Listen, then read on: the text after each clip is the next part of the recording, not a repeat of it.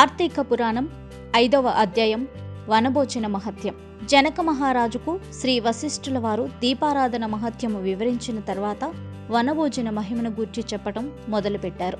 మహారాజా, కార్తీక మాసంలో స్త్రీ గాని పురుషుడు గాని తాము చేసిన పాపములు పోవుట కొరకు ఈ కార్తీక మాస వ్రతమును ఆచరించాలి.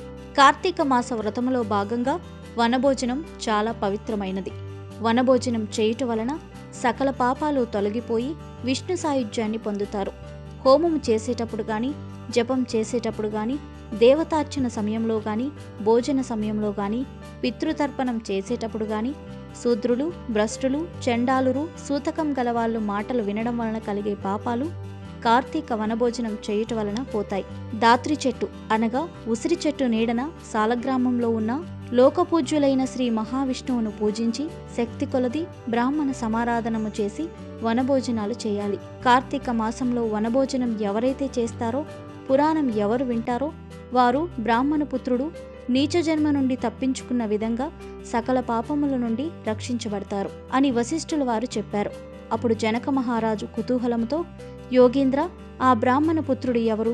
వాడు చేసిన పాపం ఏమిటి? వాడే విధంగా ముక్తి పొందుతాడు? ఆ విషయం వివరించమని ప్రార్థిస్తున్నాడు. దయార్థ హృదయుడైన వశిష్ఠ మహర్షి మందహాసం చేస్తూ జనక మహారాజుకు ఆ బ్రాహ్మణ పుత్రుని గురించి కథ వివరించసాగారు. కావేరీ నదీ తీరంలో ఒక అగ్రహారం ఉంది. అక్కడ వేదాంగములు చదివిన దేవశర్మ అనే భూసురుడు ఉండేవాడు. వాని పుత్రుడు దుష్ప్రవర్తనకు లోనై చేయరాని పనులు చేస్తూ ఉంటే భరించలేక దేవశర్మ తన కుమారుణ్ణి మందలించి, నాయనా, కోపం పాపాలకు మూలం. భక్ష్యాభక్ష్య వివేచన లేకపోవడం వలన, దుష్టుల సవాసం వలన అసత్య సంభాషణలు మొదలైనవన్నీ ఘోర నరకాన్ని కలిగిస్తాయి. కావున పాపాలు పోవడానికి మార్గం చెప్తాను విను. కార్తీక మాసంలో స్నానమాచరించి శ్రీమన్నారాయణునికి తులసిమాలలు సమర్పించు. ఈ విధంగా నీవు చేసినట్లయితే నువ్వు చేసిన పాపములు అన్నీ పోతాయి అని హితోపదేశం చేశాడు. తండ్రి బోధన వానికి రుచించలేదు. కోపంతో, కార్తీక వ్రతం అనేది ఒకటి ఉందా? దానిని నేను చేయాలా? ఎందుకు చేయాలి? నా ఇష్టం, నేను చేయను అని నిక్కచ్చిగా చెప్పాడు. తన కొడుకు తనను నిర్లక్ష్యం చేయడంతో దేవశర్మ కోపం హద్దులు మీరి కన్నులు ఎరిపెక్కాయి. కోపానికి లోనైన వాళ్ళు ముందు వెనుకలు ఆలోచించలేరు. ఆ సమయంలో పరభేదాలు కూడా తెలియవు. ఆ కోపంలో కన్న కొడుకు అనే విషయం మరిచి, ఓరి, ఓ అడవిలో ఉన్న చెట్టు త్వరలో ఎలుకగా బతుకు అని శపించాడు. దేవశర్మ శక్తి సామర్థ్యాలు, వాక్శుద్ధి అతని కుమారుడు అప్పుడప్పుడు గమనిస్తూనే ఉన్నారు. తన అహంభావం వలన, అసత్యం వలన, అవివేకం వలన, చెడ్డవారి సహవాస ఫలితం వలన ఆవేశంగా మాట్లాడి ఇలా తండ్రి శాపానికి గురయ్యాడు. తన తప్పు తాను తెలుసుకుని పశ్చాత్తాపంలో శాప విముక్తిని ప్రసాదించమని తండ్రిని ప్రార్థించాడు. దేవశర్మ శాంతవదనంతో జరిగిన దానిని గమనించి బుద్ధి కర్మానుసారిని అనుకొని, కుమారా, నీవెప్పుడు కార్తీక మహత్యమును వింటావో అప్పుడు నీకు శాప విమోచనము కలుగుతుందని చెప్పాడు.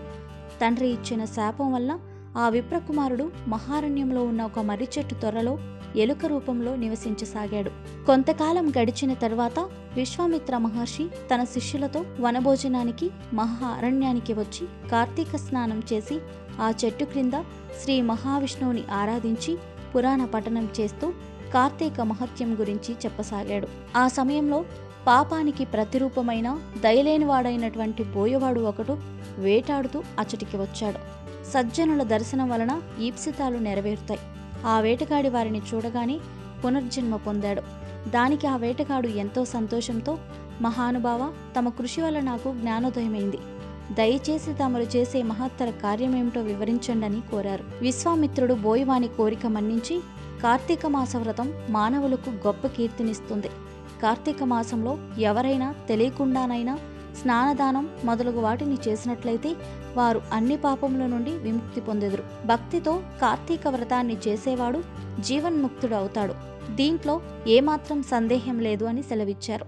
విశ్వామిత్ర మహర్షి బోయవానికి చెప్తున్న మాటలను ఆ ఎలుక వింటూ మహర్షి చెప్పిన కార్తీక మహత్యం కూడా వింది. అందువలన శాప విముక్తి కలిగింది. అప్పుడు ఆ ఎలుక తన బ్రాహ్మణ స్వరూపాన్ని పొందినప్పుడు విశ్వామిత్రుల వారు ఆశ్చర్యపోయారు. ఆ బ్రాహ్మణ కుమారుడు విశ్వామిత్ర మహర్షికి తన వృత్తాంతమును చెప్పి అక్కడున్న వేటగానికి కార్తీక మహత్యం వివరించి ముని అనుమతి తీసుకొని తన ఆశ్రమానికి వెళ్ళాడు. బోయవాడు కూడా ఆ మునీంద్రుల వలన కార్తీక మహత్యం తెలుసుకొని ఉత్తమగతిని పొందారు. ఈ లోకంలో ఉత్తమగతిని పొందగోరేవారు కార్తీక మహత్యం వింటే పుణ్యం లభిస్తుంది. ఈ వ్రతమును నేను బ్రహ్మదేవుని వలన వినియున్నాను అని జనక మహారాజుకు వశిష్ఠుల వారు వివరించారు. ఇది స్కాంద పురాణ అంతర్గత కార్తీక మహత్యమందలి 5వ అధ్యాయం సంపూర్ణం. అంతుచిక్కని రహస్యాలు, మరెన్నో మనకి తెలియని పురాతన కట్టడాలు, వాటి వెనక దాగిన నిజాలు, పూర్వీకుల ఆచారాలు, మరెన్నో మూఢ విశ్వాసాలు, ఇలా కాలగర్భంలో కలిసిపోతున్న రహస్యాల కొరకు సబ్స్క్రైబ్ చేయండి రహస్యవాణి ఛానల్.